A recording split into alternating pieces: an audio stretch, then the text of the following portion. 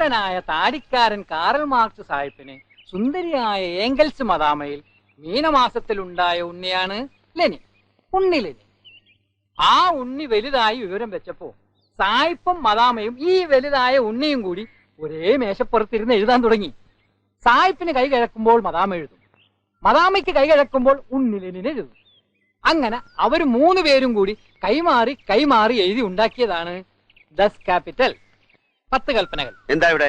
അല്ല, സഖാവ് വരാൻ വയ്യപ്പോ അറിവുള്ളവർക്ക് അറിവില്ല. തന്റെ അറിവ് ഇവിടെ പകരണ്ട, അവിടെ ഇരിക്കെ. ഇവിടെ അല്ലേ? കൊടികൊണ്ട് കുത്തിയതല്ല.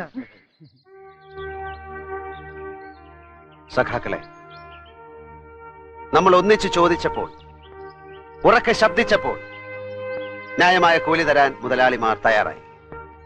ഈ സമരവീര്യം, ഈ വർഗബോധം, അതാണ് നമ്മുടെ ശക്തി.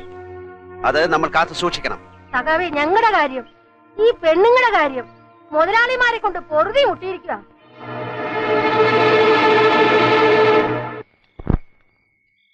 കുഞ്ഞേ, കുഞ്ഞേ, കുഞ്ഞേ. എന്താ വേണം കുഞ്ഞിക്ക്? എന്നാ വേലയെ കാണിച്ചേ? മുതലാളി കളപ്പരെ കാത്തിരിക്കുക. മുതലാളി കളപ്പര ഇരിക്കത്തേ ഉള്ളൂ. ചോദിക്കാനും പറയാനും ഞങ്ങൾക്കിപ്പോ ആളുണ്ട്. എങ്ങാണ്ടൊന്നു വന്ന ഒരുത്തനെ കണ്ടോണ്ട് നീ ഒന്ന് നെഹളിക്കരുത്. മുതലാളിയുടെ സ്വഭാവം അറിയാമല്ലോ. എന്നോട് അത്രയ്ക്കങ്ങ് പൂതിയാണെങ്കിലേ പകൽ വെട്ടത്ത് നാട്ടുകാർ കാങ്ക കഴുത്തിലൊരു ചരടും കെട്ടി എന്നെ പൊറപ്പിക്കാൻ പറ തമ്പ്രാനോട്.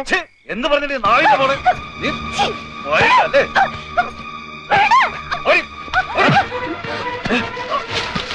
നിന്റെയൊക്കെ മുതലാളിക്ക് അന്തിക്കൂട്ടിന് പെണ്ണിനെ കൊണ്ട് കൊടുക്കണമെങ്കിലേ നിന്റെ അവളുമാരെ കൊണ്ട് കൊടുക്ക. കുഞ്ഞി, എന്റെ കാരണത്തിൽ അടിക്കാൻ അടിക്കാൻ അടിക്കാൻ.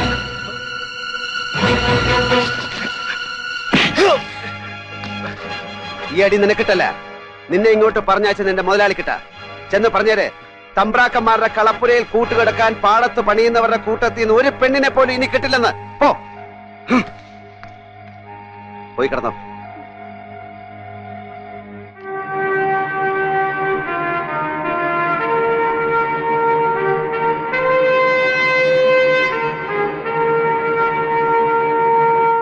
തമ്പി, അദ്ദേഹം കാര്യങ്ങളൊക്കെ നമ്മുടെ കൈവിട്ട് നിൽക്കുക. കമ്മ്യൂണിസ്റ്റ് പാർട്ടി ഇവിടെ മാത്രമല്ല, നാട്ടിൽ എല്ലായിടത്തും തലപൊക്കി കഴിഞ്ഞു. അതുകൊണ്ട് അവനെ തല്ലാനും കൊല്ലാനും ചെന്നാൽ പ്രശ്നം കൂടുതൽ വഷളാകും. അവനെ ഇവിടെ നിന്ന് അങ്ങോട്ട് ഒഴിവാക്കണം. ഇതാ വരുന്നുണ്ട്. അപ്പൊ ഞാൻ പറഞ്ഞതുപോലെ നേതാവ് ഇന്നലെ കൊടുത്തയച്ച അടി ഇവിടെ കിട്ടി. എനിക്കൊരു സ്വഭാവമുണ്ട്. ആരെങ്കിലും ഇങ്ങോട്ടൊരു സമ്മാനം തന്നാൽ ഞാനും ഒരു സമ്മാനം തിരിച്ചു കൊടുക്കും. അത് കൊടുത്തയക്കില്ല, നേരിട്ട് വിളിച്ചു കൊടുക്കണം. അതിനാ ഇവിടെ വിളിപ്പിച്ചത്. അതായത് കണ്ടോ, എന്റെ വീട്ടു സാമാനങ്ങൾ മുഴുവൻ അടിച്ച് നശിപ്പിച്ചു, വീട്ടിലെ പെണ്ണുങ്ങളെ ആക്രമിച്ചു, തുറുവിന് തീ വെച്ചു. ഇതെല്ലാം ആരാ ചെയ്തത്? നേതാവ്. നേതാവ് തന്നെ. മുതലാളിയെ കയ്യേറ്റം ചെയ്തു, ദേഹോപദ്രവം ഏൽപ്പിച്ചു. പോലീസിനെ വിവരം അറിയിച്ചിട്ടുണ്ട്. അവരിപ്പോ വരും. കൊള്ളാം, മുതലാളിമാരുടെ ബുദ്ധി കൊള്ളാം. ഭവനഭേദനം, തീവച്ച് നശിപ്പിക്കൽ, കൊള്ള, കയ്യേറ്റം. ഇനി ഞാനായിട്ട് എന്തെങ്കിലും ചെയ്യണ്ടേ?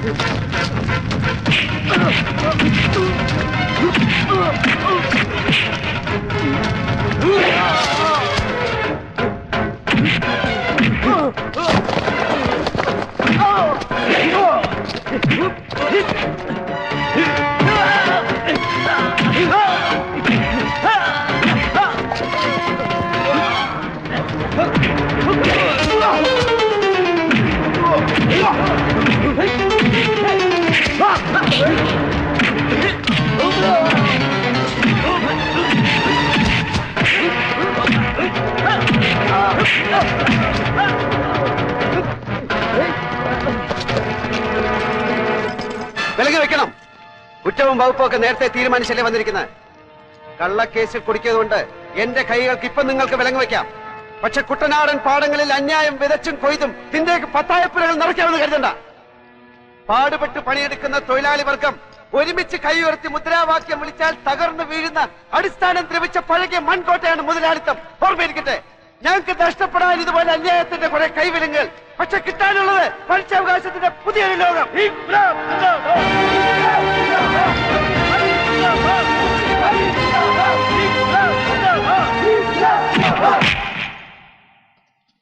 ഇൻസ്പെക്ടർ ദണ്ഡപാണി ഇതുവരെ ഇടിച്ചത് ഒരു കമ്മ്യൂണിസ്റ്റുകാരനെയാണ്. ഇനിയൊരു പഴയ കടം തീർക്കാനുണ്ട്.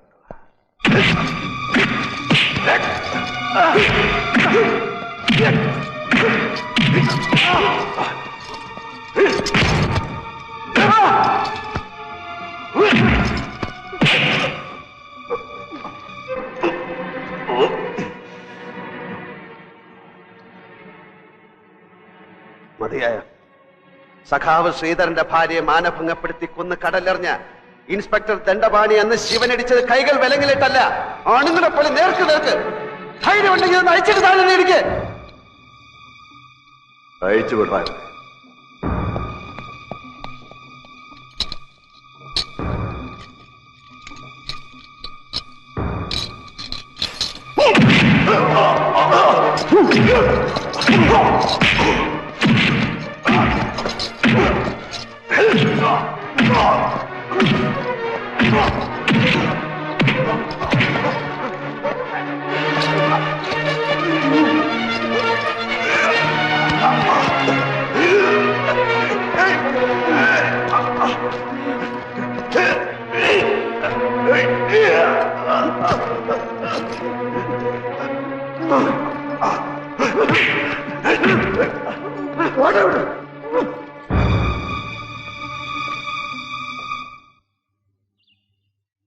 മോളറിഞ്ഞോ?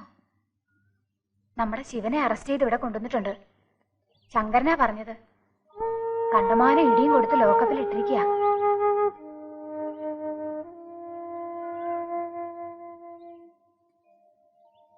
ദേവകമേ, എനിക്ക് ശിവനെ ഒന്ന് കണ്ടാ കൊള്ളാവുന്നുണ്ട്. ശങ്കരനോട് ചോദിക്കോ എന്തെങ്കിലും വഴിയുണ്ടോന്ന്? എങ്ങനെ കാണാനാ കുഞ്ഞെ? ലോക്കപ്പിൽ കിടക്കുന്ന ആളിനെ കാണാൻ പറ്റുമോ?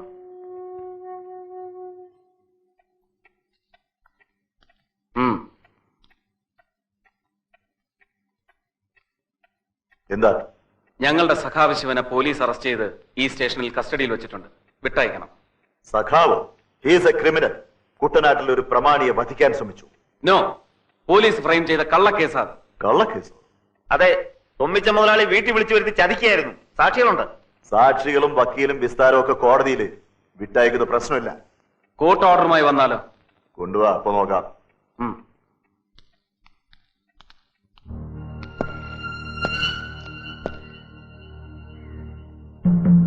സാർ,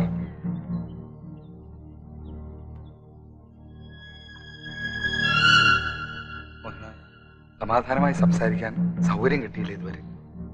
എന്നെ മനസ്സിലായോ സാറിന്? പാർത്ഥസാരസ്വാമിയുടെ വീട്ടിൽ നിൽക്കുന്ന അടിച്ചുതലിക്കാരി ദേവകിയമ്മയുടെ മോന്, രക്ഷക്കാരൻ. നിങ്ങളോടൊക്കെ എനിക്ക് വലിയ ബഹുമാനമാണ്. എനിക്ക് മാത്രമല്ല, പോലീസിൽ പലർക്കും. പാവപ്പെട്ടവർക്ക് വേണ്ടിയാ നിങ്ങൾ ഈ കഷ്ടപ്പെടുന്നതെന്ന് എല്ലാവർക്കും അറിയാം. കാക്കിയിട്ട് പോയില്ലേ സാറേ?